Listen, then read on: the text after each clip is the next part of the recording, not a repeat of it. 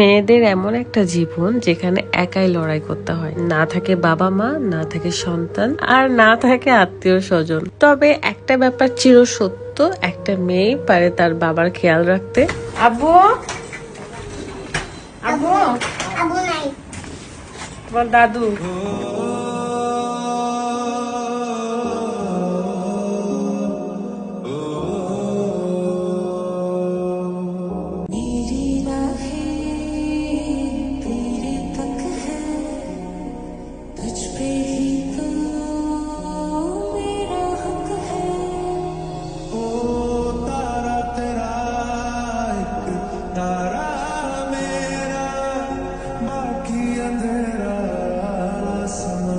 আসসালামু আলাইকুম, কেমন আছেন সবাই? আজকে আমি বাপের বাড়িতে যাব। বললেই কি যাওয়া হয়? আমি যেহেতু শ্বশুর বাড়িতে থাকি, আমি একটা বিবাহিত মেয়ে, তাই সেই সংসারটা গুছিয়ে তবেই যেতে হবে। কিছু পছন্দের জিনিস অর্ডার করেছিলাম, সেগুলো যখন এসেই পড়েছে তাই ভাবলাম আনবক্সিং করি। কিছু পছন্দের অ্যালবাম অর্ডার করেছিলাম, যেখানে আমার মেয়ের জন্মদিনের ডেট, সাল সবকিছুই থাকবে এবং আমাদের এঙ্গেজমেন্টের একটা ডেট অনুযায়ী অ্যালবাম থাকবে। এমনকি আল কোরআনের আয়াতেরও একটা অ্যালবাম থাকবে। সাথে আপনাদের সবাইকে স্বাগতম আমার বাড়িতে, সে অনুযায়ী একটা চিঠি থাকবে, মানে এইটা থাকবে আর কি। এগুলো দিয়ে আমি সুন্দর করে আমার রুমটা সাজাতে চেয়েছিলাম, তাই অর্ডার করেছি। আপনারাও চাইলে কিন্তু অর্ডার করতে পারেন। এই সুন্দর সুন্দর অ্যালবাম বা ওয়েলকাম টু মাই হোম এরকম কিউট কিউট অ্যালবাম নিতে অর্ডার করুন। ওয়াও সব ফেসবুক পেজ থেকে, পেজটা ডিসক্রিপশনে দেওয়া আছে, চেক করে নেবেন।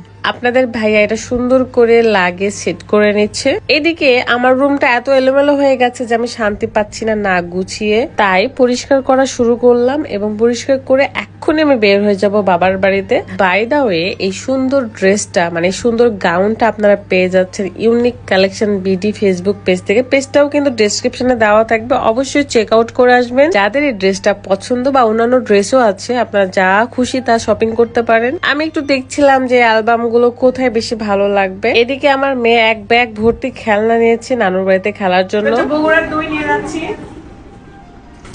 আব্বু, আব্বু, আবু নাই। তোমার দাদু। আব্বু বলে বলছে যে তিথির বাড়িতে আসছে, তো একটু দুধ দিবেন এক বোতল। আমার শ্বশুর কখনোই না করে না, আমি যখনই যা চাই সবকিছুই দেয়। এছাড়াও আমার পারমিশন নিতে অনেক বেশি ভালো লাগে, আমি স্বাচ্ছন্দ্য বোধ মনে করি। বগুড়ার দই এবং গরুর দুধ নিয়ে আমি রওনা হয়ে যাচ্ছি আমার বাপের বাড়িতে। শ্বশুরের কাছ থেকে দুধ নিয়ে আসলাম, এখন বাপের বাড়িতে নিয়ে যাবো। চলো ব্যাগ দাও রাত। মেইনলি আমার বাপের বাড়িতে যাওয়ার কারণ হলো কয়েকদিন ধরে আমার ছোট বোন আব্বুর কাছে আছে, বাট আমি যেতে পারছি না। আমি এতই ব্যস্ত ছিলাম, ঢাকা, খুলনা, বগুড়া এরকম ঘুরতে ঘুরতে আমার সময় ছিল না। দেন রাজশাহীতে আসার সাথে সাথে আমি চলে যাই বাপের বাড়িতে। আমার ছোট বোন তিথি যখন আমার বাপের বাড়িতে এসেছে, তাহলে কেন না আমি গিয়ে তার সাথে সময় কাটাই। এমনিতেই আমরা একে অপরকে সময় দিতে পারি না, কখনো একসাথে সময় কাটানোর সুযোগই হচ্ছে না।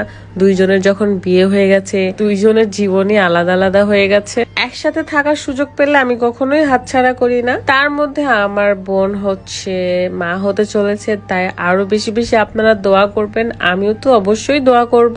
জাস্ট একটা দিনই থাকা হবে, সেও চলে যাবে তার শ্বশুর বাড়িতে আর আমিও চলে যাব আমার শ্বশুর বাড়িতে। বোনের সম্পর্ক এমন একটা সম্পর্ক যে একসাথে যদি 1 ঘন্টাও থাকার সুযোগ মেলে না, তাহলে কখনোই হাতছাড়া করে না। আর এসব নিয়ে আমার হাজবেন্ড খুবই পজিটিভ, সে খুবই সাপোর্ট করে এই বিষয়গুলো নিয়ে। সে প্রত্যেকটা সম্পর্কের মর্মটা বোঝে। এই কারণে তো তোমাকে এত ভালোবাসি রাত। রাত আমাকে রাখতে এসেছিল, সে আগে আগে লাগেজ নিয়ে বাড়িতে ঢুকে গেছে, বাট আমি একটু ঢং করতেছিলাম। যেহেতু এত সুন্দর একটা ড্রেস পরেছি, এত কিউট লাগছে, তাহলে কি একটু ঢং করবো না বলেন? ফাইনালি চলে আসলাম আমার বাপের বাড়িতে।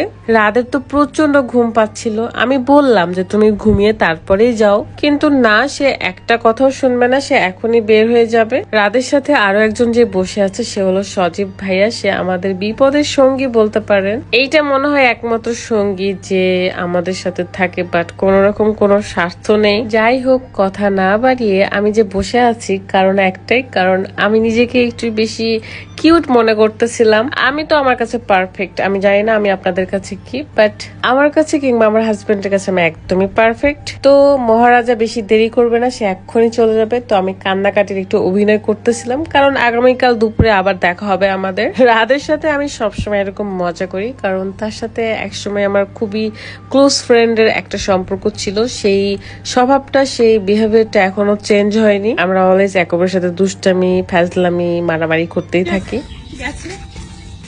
আমাদের মতো থাকবো আশা।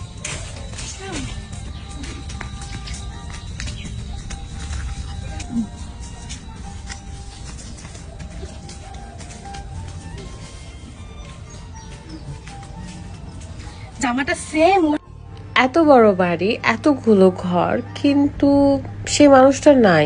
এখন আমার আফসোসও নাই, কারণ কিছু হারানোর বদলে পেয়েছি অনেক কিছু। তাই আল্লাহর কাছে হাজার হাজার শুক্রিয়া। তবে আমি এই ঘরে আসলে একদম ভেতর থেকে শান্তি পাই। মনে হয় যেন অনেক দিন পর কোনো শান্তির জায়গায় এসেছি, শান্তি পেয়েছি। আমার আরো পচা পচা কথা শোনার আগে ভিডিওটা শেষ করি, কারণ আমি বেশি ইমোশনাল হয়ে পড়লে আপনাদের বোরিং লাগতে পারে। বাপের বাড়ি এসেছি, কি করব না করব এগুলো তো নেক্সট ভিডিওতে দেখতে পাবেন। আজকের মতো বিদায় নিচ্ছি, আল্লাহ হাফেজ, আসসালামু আলাইকুম।